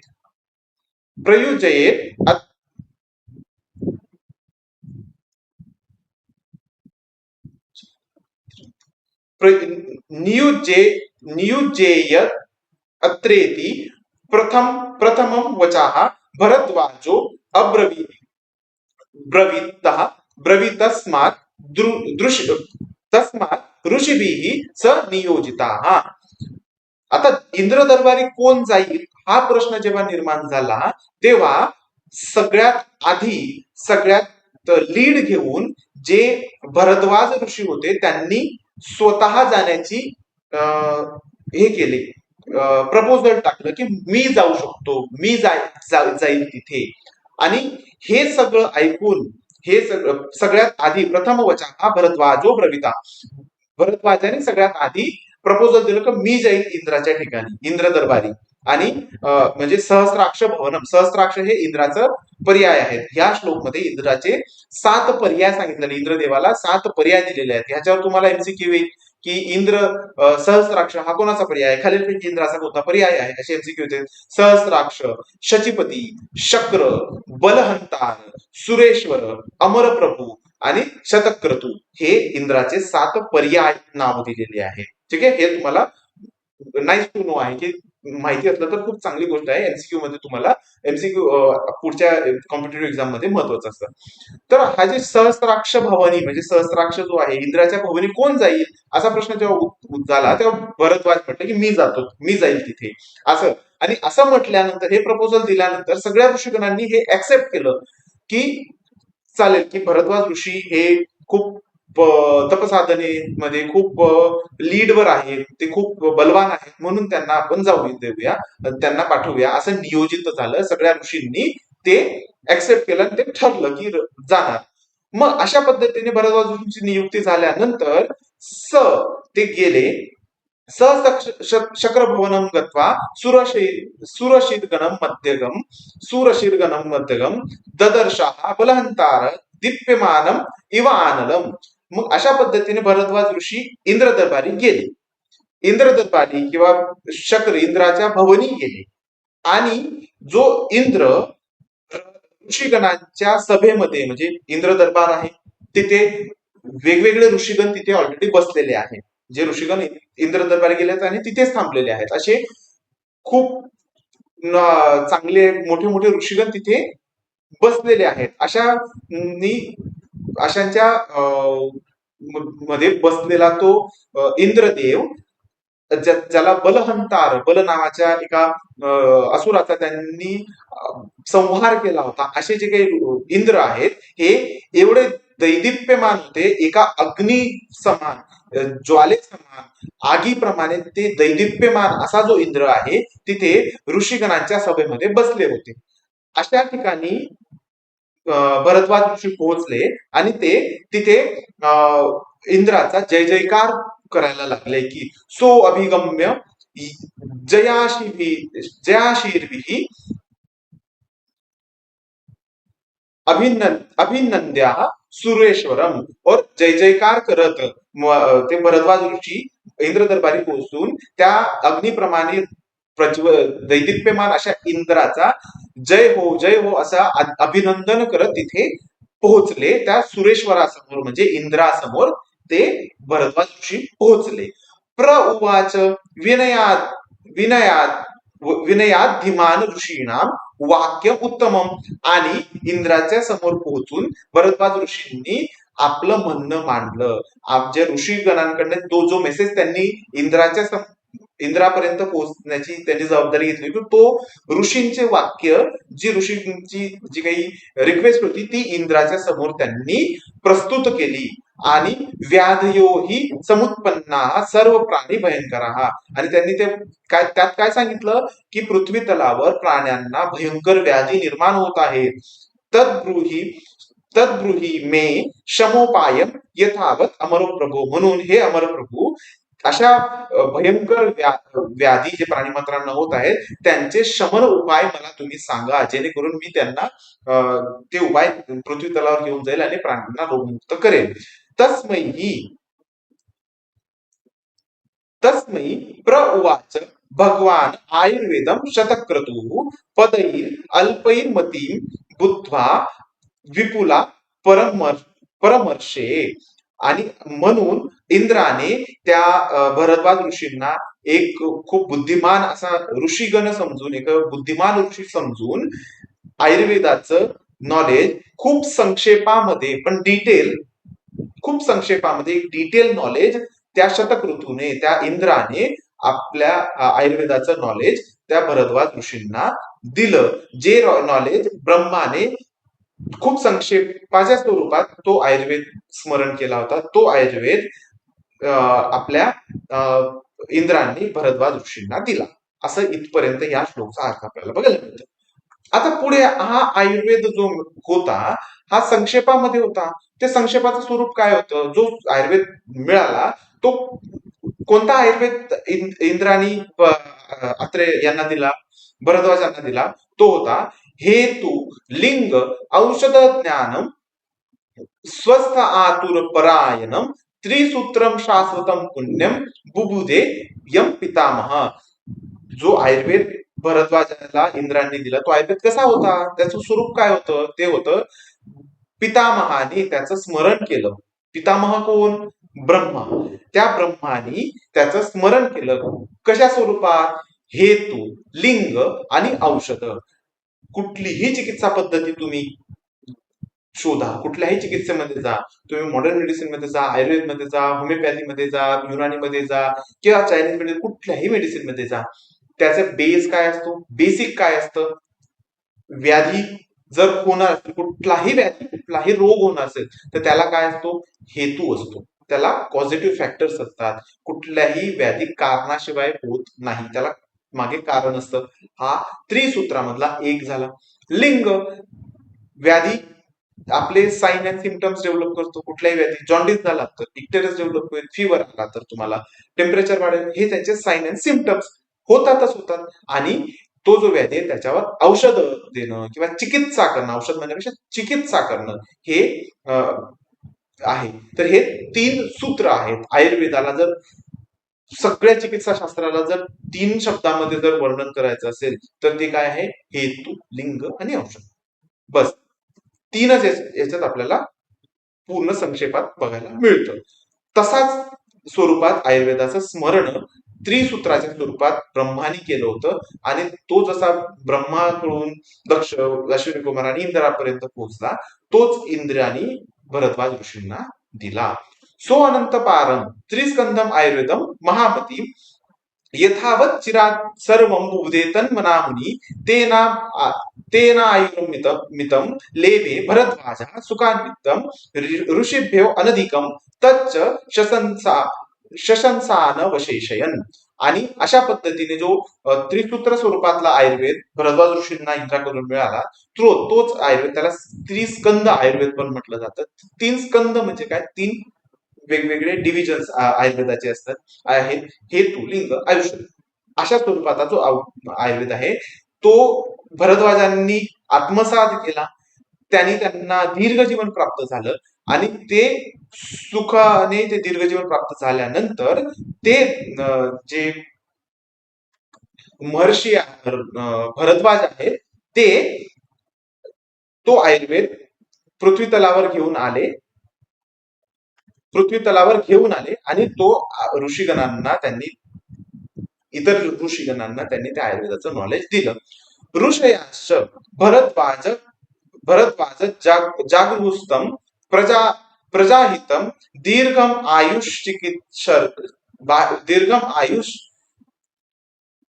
चिकीर्षंतो वेदवत वर्धम आयुष. हा, आणि त्या ऋषीगणांनी भरद्वाजांकडून आयुर्वेदाचं ग्रहण केलं, त्यांनी दीर्घ जीवन प्राप्त केलं आणि प्राणीमात्राच्या सेवेसाठी तो आयुर्वेद उपलब्ध केला. आणि तो जो आयुर्वेद त्यांनी प्राप्त केला, फक्त त्रिसूत्रामध्ये जो आयुर्वेद प्राप्त झाला होता, तो समजून घेण्यासाठी त्यांनी जे काही महर्षीगण होते ते ध्यानस्थ झाले. तो त्रिसूत्रामध्ये जो आयुर्वेद होता, एवढा मोठा आयुर्वेद फक्त त्रिसूत्राच्या स्वरूपात जो मिळाला आहे त्यांना, तो समजून घेण्यासाठी ते ऋषीगण परत ध्यानस्थ झाले. आणि ध्यानस्थ झाल्यानंतर तो आयुर्वेद समजून घेण्यासाठी त्यांना काही गोष्टी महत्वाच्या, म्हणजे सॉफ्टवेअर रन करण्यासाठी जसं काही एक नवीन प्लॅटफॉर्म हवा असतो, रॅम हवी असते, किंवा काही तुम्हाला हार्डवेअर हवं असतं, किंवा समजून घेण्यासाठी वेगवेगळे गणित समजून घेण्यासाठी तुम्हाला वेगवेगळे गणिताचे नियम समजून घ्यायला लागतात. तशा पद्धतीचे त्रिसूत्र आयुर्वेद समजून घेण्यासाठी काही महत्वाचे घटक लागणार होते, ते त्या ऋषींनी ध्यानस्थ होऊन समजून घेतले. ते कोणते घटक होते? महर्षयास्ते ददृशु यथावत ज्ञान चक्षुषा. त्यांनी आपल्या ज्ञान चक्षुंनी यथावत काही गोष्टींचं स्मरण केलं, ज्ञान चक्षुंनी त्या काही गोष्टी त्यांनी आत्मसात केल्या. त्या काय होत्या? ते होते षट पदार्थ. आयुर्वेद त्रिसूत्र आयुर्वेद समजून घेण्यासाठी 6 पदार्थ पहिले समजून घेणे त्यांना महत्वाचं होतं. ते 6 पदार्थ कोणते होते? ह्याच्यावर तुम्हाला एसक्यू येईल. षट पदार्थांबद्दल वर्णन करा. हा तुम्हाला रिसायटेशन साठी पण श्लोक आहे. षट पदार्थ कोणते कोणते होते? कोणते कोणते होते ते षट पदार्थ कोणते आहेत? ते आहेत सामान्य च विशेषम च गुणान द्रव्याणि कर्म च समवायम च तज्ज्ञात्वा तंत्र उक्तम विधिमास्थिता लेभरे परमं शर्मं जीवितम च अपि नित्वरम.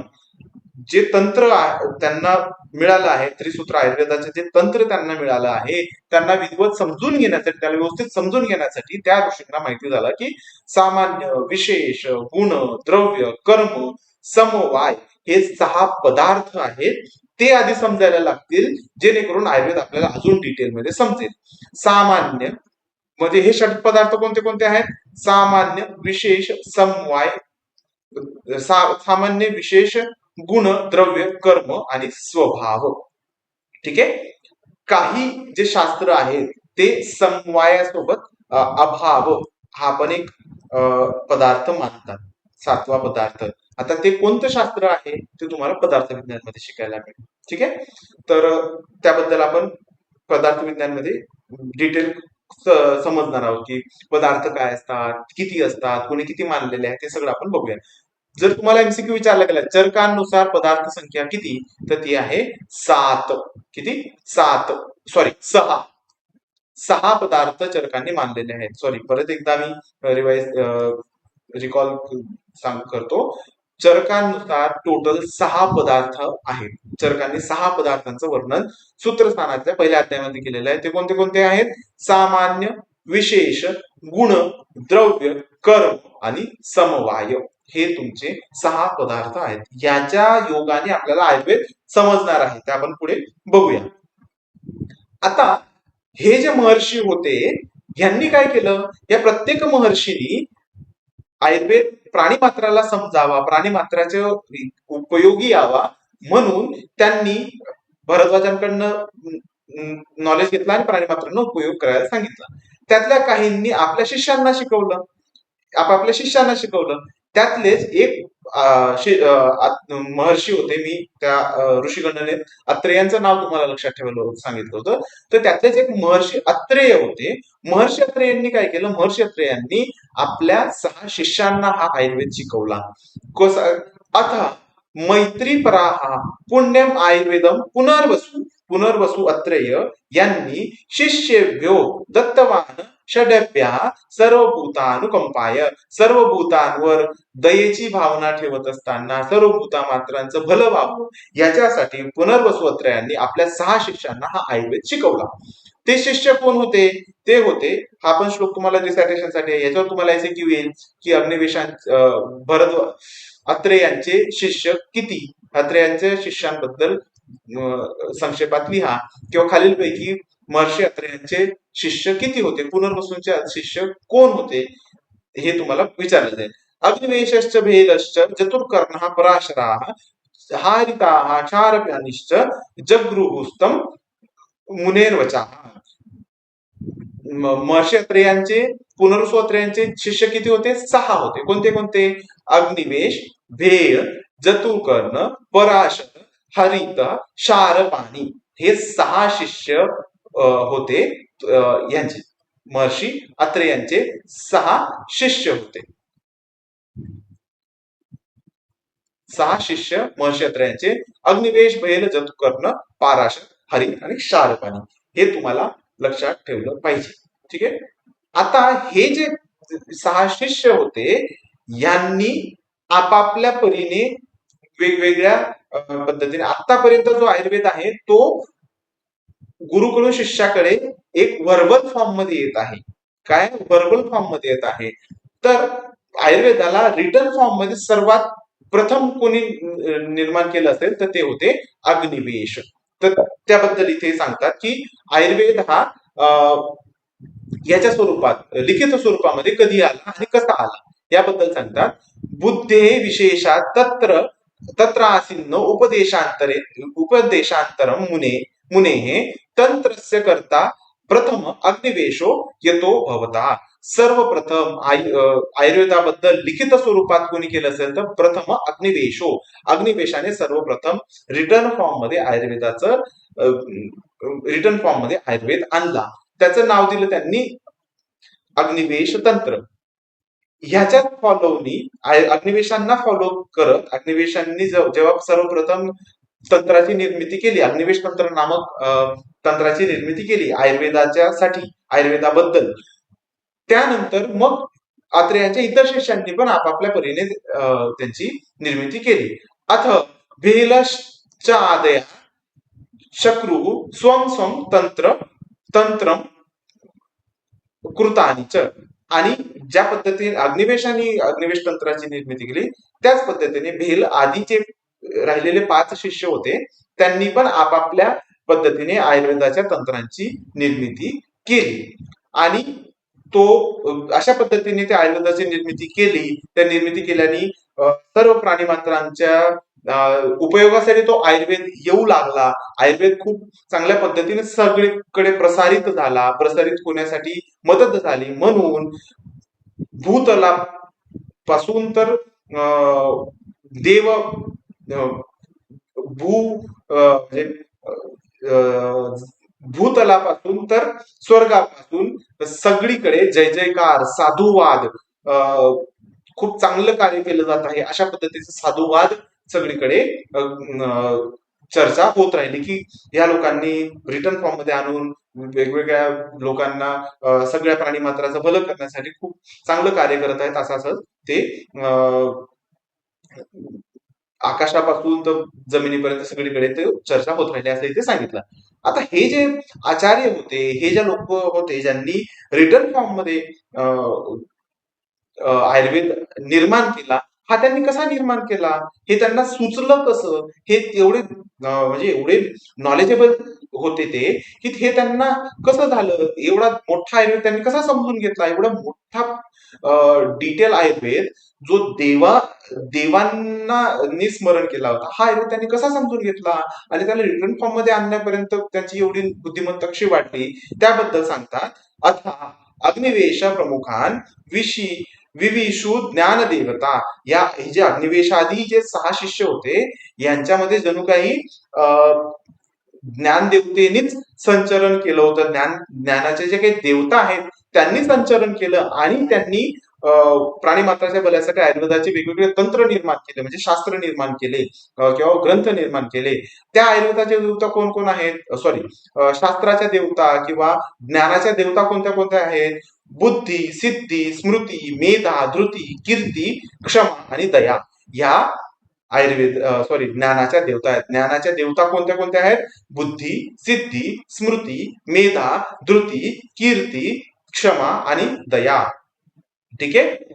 तर ह्या ज्ञानाच्या देवता आहेत आणि ह्या ज्ञानाच्या देवताचा त्या आचार्यांमध्ये जणू काही संचरण झालं, म्हणून त्यांनी हे असे आयुर्वेदाचे ग्रंथ निर्माण केले. ठीक आहे. पुढे सांगतात की मग हा जो आयुर्वेद आतापर्यंत मिळाला आहे, याचं फॉर्म काय आहे, याचं महत्व काय आहे, याचं उद्देश काय आहे, याचं अधिकरण काय आहे, याचा उपयोग काय आहे, याचे डिटेल्स काय आहेत, त्याबद्दल आपल्याला पुढे चर्चा मिळते की आयुर्वेद आयुर्वेद आयुर्वेद हा जो काही चर्चा चालू आहे तो नक्की काय आहे, त्याच्याबद्दल डिटेल्स सांगायला सुरुवात करतात की आयुर्वेद काय आहे, त्याची निरुक्ती काय आहे. हे श्लोक, हे जे ब्लू याच्यात आहेत, ते सगळे तुम्हाला रिसायटेशन साठी आहेत. हिताहितम सुखम दुःखम आयुस्तस्य हिताहितम मानम च तच्च यत्र उत्तम आयुर्वेद स उच्यते. आपलं आयुष्य जे आहे, आपण जे काही जीवन जगत असतो, ते 4 फॉर्म मध्ये असतं. हित आयु असते किंवा अहित आयु असते, सुखकारक आयु असते किंवा दुःखकारक आयु असते. म्हणजे आयुष्यामध्ये तुम्हाला हितकर आयु किंवा अहितकर आयु असते, सुख होतात, दुःख होतात, हे अविभाज्य घटक आहे. पण ह्या सगळ्यांना जे हितकर आहे, म्हणजे हितायुला सुद्धा हितकर आहे, अहित आयुमध्ये पण हित करणार आहे, सुख आयुमध्ये सुद्धा हित करणार आहे आणि दुःख आयुमध्ये सुद्धा हित करणार आहे. असं जो काही आयुर्वेद आहे, अशी जी काही एंटिटी आहे आणि अशी जी काही आयु आहे, म्हणजे अशी जी काही एंटिटी आहे, त्याचं मान किंवा हित आयु, अहित आयु, सुख आयु आणि दुःख आयु यांचं मान ठेवणारे, यांचं मोजमाप ठेवणार जे काही हितकर शास्त्र आहे, याच्याबद्दल म्हणजे हित आयुला एका चांगल्या प्रपोर्शन मध्ये करणं, अहित आयु असेल तर तिला त्याच्यात त्या मनुष्याच्या आयुमध्ये हित एन्कॉर्पोरेट करणं, सुख आयु असेल तरी हित करणं, दुःख आयु असेल तरी हित करणं, असं एकच शास्त्र आहे जे आहे आयुर्वेद. म्हणजे तुमच्या आयुष्यात चांगलं असेल, हितकर असेल, अहितकर असेल, सुख असेल, दुःख असेल, त्या सगळ्यांमध्ये हितकर किंवा चांगल्या पद्धतीने उपयोगी ठरणार आणि त्याला प्रमाणात उपयोगी आणि हितकर सिद्ध होणार असं जे काही शास्त्र आहे त्याला आयुर्वेद म्हटलं जातं. ठीक आहे. ही झाली आयुर्वेदाची निरुक्ती. आयुर्वेदाची निरुक्ती झाल्यानंतर हे जे हित आयु, आयु हा जो शब्द आहे, त्यात आयु म्हणजे काय याच्याबद्दल सांगतात की जे काही जीवन आहे, आयु आहे, त्याची परिभाषा किंवा त्याची व्याख्या सांगतात. ती आहे शरीर शरीरेंद्रिय सत्व आत्मा संयोगोधारी जीवितम जीवितम नित्यग अनुबंधश्च पर्यायी आयु उच्यते. आयु जीवन याचे आयु म्हणजे काय? आयु म्हणजे शरीर, इंद्रिय आणि सत्व आणि आत्मा यांच्या संयोगाला, यांनी एकत्रित आल्यानंतर जे काही घडतं, जे काही एंटिटी निर्माण होते, त्याला आयु म्हणतात. म्हणजे आपलं शरीर, आता आपली जी काय आयु आहे म्हणजे काय, जीवन म्हणजे काय आहे, तर एकतर हे शरीर आहे, ठीक आहे, हे बॉडी आहे, या बॉडीमध्ये इंद्रिय आहेत, तुमचे सेन्स ऑर्गन्स आहेत, ठीक आहे, 5 सेन्स ऑर्गन आहेत, सत्व आहे, तुमचं मन आहे, आत्मा आहे म्हणजे जीवात्मा आहे, यांच्या संयोगाला आयु म्हटलं जात. ठीक आहे. शरीरामध्ये तुमचं सगळे टिश्यू आले, इंद्रिय म्हणजे तुमचे सेन्सरी ऑर्गन्स आले, सत्व म्हणजे तुमचा सोल म्हणू आपण, मन म्हणू, आत्मा आहे तुमचा जीवात्मा जो आहे ते आहे, यांना मिळून जे काही एंटिटी तयार होते त्याला आयु म्हटलं जातं. ह्याच आयुचे पर्याय सांगितले गेलेले आहेत. आयुचे पर्याय कोणते कोणते आहेत? एकतर स्वतः आयु, धारी, जीवित, नित्यग, अनुबंध. अनुबंध म्हणजे काय? अनुबंध म्हणजे एकमेकांच्या एकत्रित येऊन सहचर्य राहणे म्हणजे अनुबंध. अनुबंध कोणाकोणाचा? शरीर, इंद्रिय, सत्व आणि आत्मा यांचा अनुबंध आहे तो. धारी म्हणजे काय? धारण करून ठेवतात, एकमेकांना धारण करून ठेवलेलं धारण आहे. जीवित म्हणजे जीवित आणि मृत्यू, तो ते जीवित आहे, आपण जीवित आहोत. नित्यग हा नित्यग आहे, जोपर्यंत यांचा अनुबंध एकत्रित आहे हे नित्यग आहे, म्हणजे ते कंटिन्युटी त्याच्यात आहे जोपर्यंत यांचा अनुबंध एकत्रित आहे. ठीक आहे. तर हे पर्याय झाले. याच्यावर तुम्हाला एमसीक्यू येईल की आयुचे प्रकार किती. तर आयुचे प्रकार 4: हितायु, अहितायु, सुखायु, दुःखायु. आयुर्वेदाची निवृत्ती लिहा. तर हिताहितम सुखम दुःखम आयुस्तस्य हिताहितम मानं च मानं च तच्च यत्र उत्तम आयुर्वेद स उच्यते. आयुर्वेद हा काय आहे. हितायु असेल, अहितायु असेल, सुखायु असेल, दुःखायु असेल, या सगळ्यांमध्ये हितकर सिद्ध होणारा आणि ह्या आयुचा मान ठेवणारा हा जो काही आहे तो आहे आयुर्वेद. ठीक आहे. शरीर आपलं आयु म्हणजे काय. तर शरीर, इंद्रिय, सत्व आणि आत्मा यांच्या संयोगाला आयु म्हटलं जातं. आयुचे पर्याय काय आहेत. आयु, धारी, जीवित, नित्यग, अनुबंध हे आयुचे पर्याय आहेत. आता हा जो आयुर्वेद आहे याचं महत्व सांगतात. तस्य आयुषा पुण्यतमो वेदविदां मताः वक्ष्यते यन्मनुष्याणां लोकयोः उभयोः हितम. हा जो आयुर्वेद आहे हा मनुष्याला पुण्यतम आहे, म्हणजे मनुष्याला सर्वतोपरी हितकर आहे असं वेदविद म्हणतात. जे वेदांचा अध्ययन करणार म्हणजे जे शास्त्राचा अध्ययन करणारे जे श्रेष्ठ व्यक्ती आहेत, सगळे वेदांचं म्हणजे खूप नॉलेजेबल इंटेलेक्च्युअल जे लोक आहेत ते असं म्हणतात की हा जो आयुर्वेद आहे हा पुण्यतम वेद आहे. काय आहे. पुण्यतम.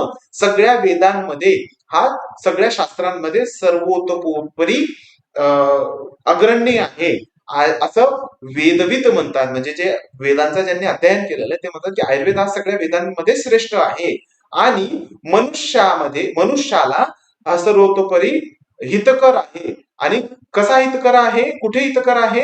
हा उभय लोकयो उभय हितम. दोनही लोकमध्ये म्हणजे वर्तमान आणि भविष्यामध्ये हा सर्वतोपरी मनुष्याला हितकर असा हा आयुर्वेद आहे असं इथे म्हटलं गेलेलं आहे. ठीक आहे. आता पुढे सांगतात की तुमचं जे काही जीवन आहे, तुमचे जे काही जीवित आहे किंवा जी आयु आहे याचा बेस काय आहे. तुम्ही जिवंत कशामुळे आहात. तुम्ही जिवंत आहात हे कशावरून आपण सांगतो याबद्दल वर्णन येतं. ते सांगतात. त्या अनुषंगाने त्रिदंडाचं वर्णन आलेलं आहे. त्रिदंड म्हणजे काय त्याबद्दल वर्णन दिलेलं आहे. सत्व आत्मा शरीरम च त्रयम एतत् दंडवत लोकतिष्ठती संयोगात तत्र सर्व प्रतिष्ठितम स पुमांश्चेतनम तच्च अधिकरणम स्मृतम वेदस्य अस्य अधिकरणम स्मृतम वेदस्य अस्य तदर्थम ही वेदो अयम संप्रकाशता. आता इथून पुढे आपल्याला सांगायला सुरुवात करतात की आपण आयुर्वेदाची निरुक्ती बघितली, आयुची निरुक्ती बघितली, आयुर्वेद महत्वाचा का आहे, आयुर्वेदाचं महत्व काय आहे ते बघितलं. आता पुढे सांगतात की तुम्ही जीवित आहात याचं हे काय आहे, याचा बेस काय आहे. ते म्हणतात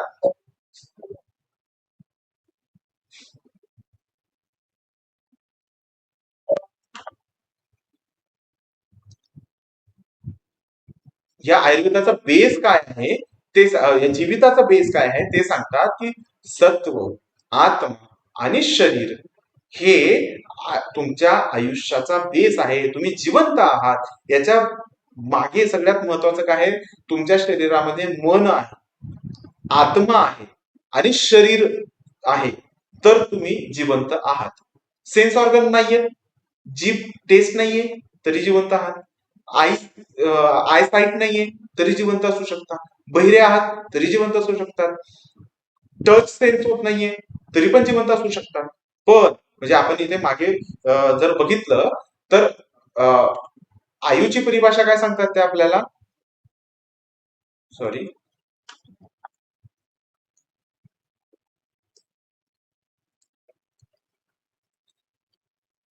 आयुची परिभाषा आधी काय सांगतात ते आपल्याला.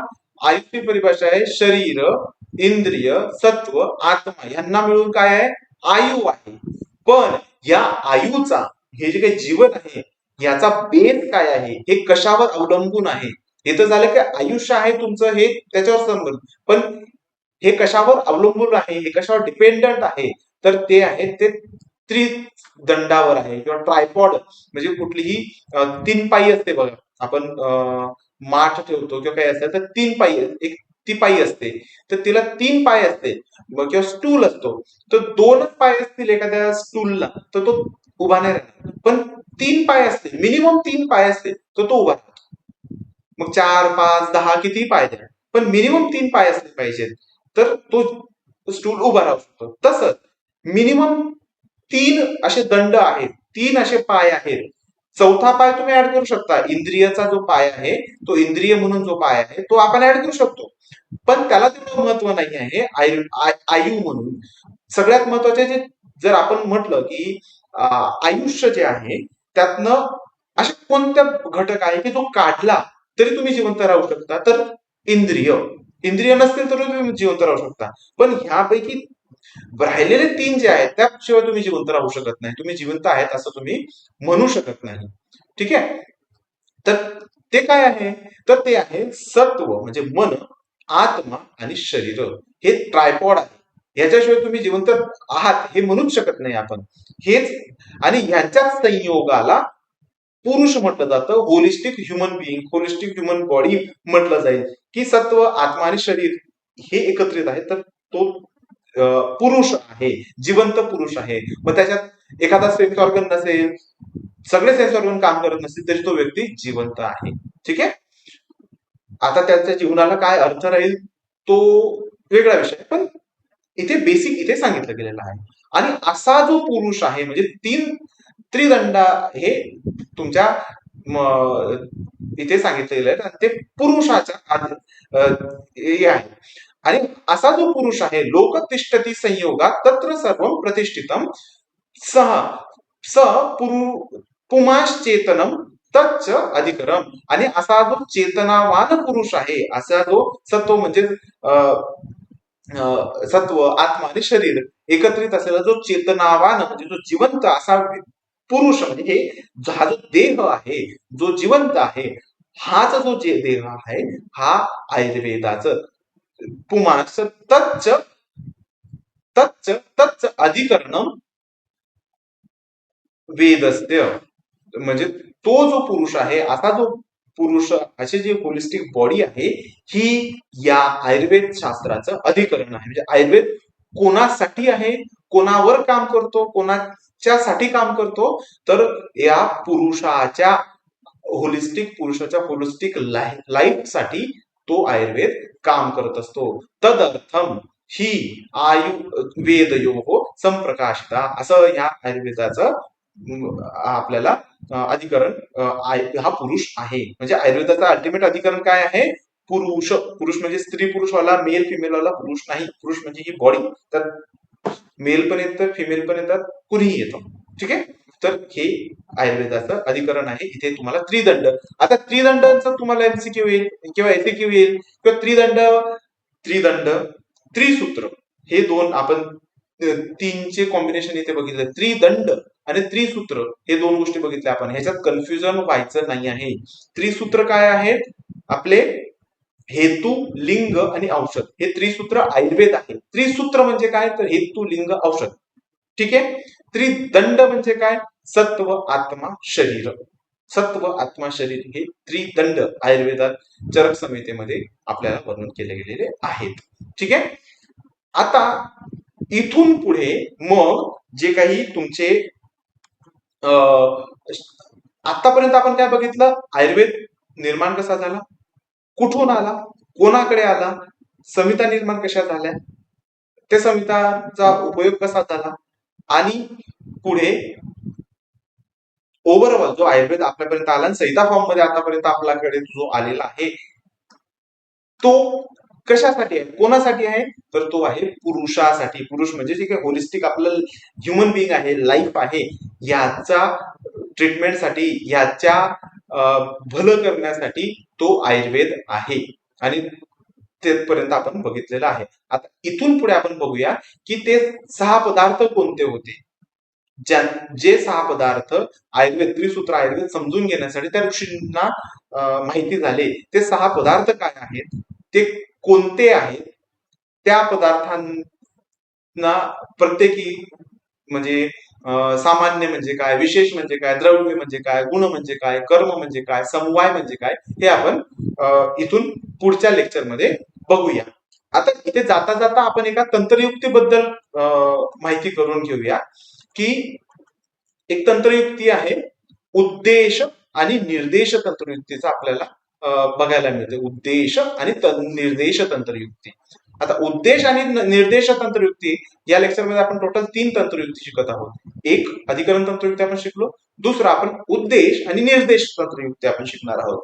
उद्देश तंत्रयुक्ती आणि निर्देश तंत्रयुक्ती ह्या सोबत चालणारे किंवा आपण म्हणतो ना की मोठू हे तो पतलू हे, तशा पद्धतीचे उद्देश आहे तर निर्देश असणारच.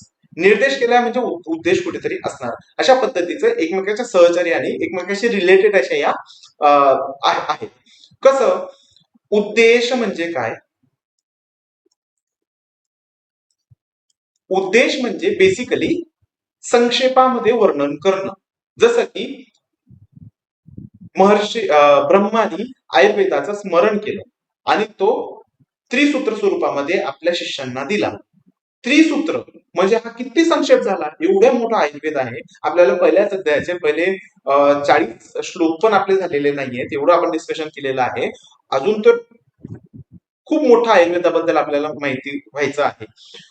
असा जो आयुर्वेद आहे, एवढा मोठा जो आयुर्वेद आहे, तो आयुर्वेद फक्त 3 सूत्रामध्ये हेतू, लिंग आणि औषध या 3च सूत्रामध्ये संक्षेप करून सांगणं हा झाला उद्देश. म्हणजे कुठलाही विषय जो पुढे डिटेलमध्ये सांगितला आणि मग फक्त त्रिसूत्रामध्ये सांगितला आणि तो तेवढाच आहे का, म्हणजे ब्रह्माने हेतू, लिंग, औषध हा आयुर्वेद आहे असं सांगून मोकळे झाले का? नाही, त्याचा निर्देशही झाला. निर्देश म्हणजे डिस्क्रिप्शन करणं, त्याला तो टॉपिक पूर्ण उघड करून सांगणं, हा त्याचा निर्देश असतो. ह्याला तंत्रयुक्तीमध्ये उद्देश आणि निर्देश तंत्रयुक्ती म्हटलं जातं. म्हणजे आधी संक्षेपामध्ये तो विषय सांगणं, जसं की इथे अजून सांगितलं गेलेलं आहे, सामान्यंच विशेषंच द्रव्या गुणान द्रव्यानी कर्मच समवायंच तज्ञात्वा तंत्र तम विधी आस्थिता. इथे 6 पदार्थांचं 6 पदार्थांचा उद्देश करून केलेला आहे. फक्त म्हणजे उद्देश केलेला आहे की इथे फक्त त्या पदार्थांचं नावं सांगितली गेलेली आहेत. इथे त्या अजून डिटेलमध्ये जात नाही की सामान्य म्हणजे काय, विशेष म्हणजे काय, गुण म्हणजे काय, द्रव्य म्हणजे काय, हे ह्या श्लोकच्या नंतर लगेच नाही करत. आधी तो विषय संपवून घेतात. म्हणजे आयुर्वेद संहिता स्वरूपात कसा आला, आयुर्वेदाची निर्मितीपासून आपल्यापर्यंत आतापर्यंत कसा आला, हा विषय चालू आहे. हे अधिकरण चालू आहे की आयुर्वेद कसा निर्माण झाला, आयुर्वेदाची जर्नी कशी होती, हे आपल्याला आपल्यापर्यंत पोहोचेपर्यंतची जर्नी कशी होती हे सांगण्याचं अधिकरण चालू आहे. या अधिकरणामध्ये जर ह्या द्रव्यांबद्दल पूर्ण या पदार्थांबद्दल सगळं सांगत बसली तर तो विषय भरकटच जाईल. ठीक आहे, म्हणून उद्देश इथे करून ते त्यांनी विराम घेतला, की इथे फक्त उद्देश केला की बाबा किंवा इथे फक्त एक उल्लेख केला. संक्षेपामध्ये कुठलाही पुढे येऊ घातलेला डिस्क्रिप्शन आधी संक्षेपामध्ये सांगणं, किंवा जसं की आपण मूवीजचं असतं, मूवीजच्या आधी टीजर किंवा ट्रेलर येतं आणि नंतर मूवी येतो, तर टीजर किंवा ट्रेलर हे उद्देश आहे, त्या मूवीचा उद्देश आहे की लोकांना फक्त एक पब्लिकला फक्त दाखवायचं आपल्याला की या मूवीमध्ये आम्ही काय दाखवू इच्छित आहोत. मग थिएटरमध्ये जेव्हा तो मूवी रिलीज होतो तेव्हा तो पूर्ण मूवी आपल्याला बघायला मिळतो, तो झाला तसा त्या मूवीचा निर्देश. ठीक आहे, तशाच पद्धतीने कुठल्याही विषयाचं संक्षेपात वर्णन सांगणं म्हणजे उद्देश, आणि त्याला पुढे जाऊन एलाबोरेट करणं म्हणजे मग पुढे जाऊन आपल्याला बघायला मिळतं की सामान्य म्हणजे काय, विशेष म्हणजे काय, गुण म्हणजे काय, द्रव्य म्हणजे काय, कर्म म्हणजे काय, समवाय म्हणजे काय, असा डिस्क्रिप्शन पुढे जाऊन करणं म्हणजे निर्देश होतं. काय होतं? निर्देश तंत्रयुक्ती. म्हणजे इथे 2 तंत्रयुक्ती आहेत, उद्देश तंत्रयुक्ती आणि निर्देश तंत्रयुक्ती. तर ते आपण इथे उद्देश तंत्रयुक्ती षटपदार्थांचा उद्देश इथे केला, षटपदार्थांचा उद्देश तंत्रयुक्ती इथे षटपदार्थांचं फक्त वर्णन केलं, नावं फक्त उल्लेख केला आणि पुढे मग ते सांगतात की षटपदार्थ कोणते कोणते आहेत. मग इथे द्रव्यांबद्दल सांगतात, गुणाबद्दल सांगतात, नंतर मग सामान्य विशेष सिद्धांत काय होता त्याच्याबद्दल सांगतात. ठीक आहे, सॉरी थोडस हे झालं. मग अशा पद्धतीने जे काही उद्देश आणि निर्देश तंत्रयुक्ती, इथे उद्देश तंत्रयुक्तीबद्दल त्यांनी सांगितलेलं आहे की उद्देश तंत्रयुक्तीचा उपयोग करून इथे फक्त ह्याचं वर्णन केलेलं आहे. कशाचं? षट पदार्थांचं वर्णन केलं गेलेलं आहे. ठीक आहे. षट पदार्थांचं वर्णन करतात की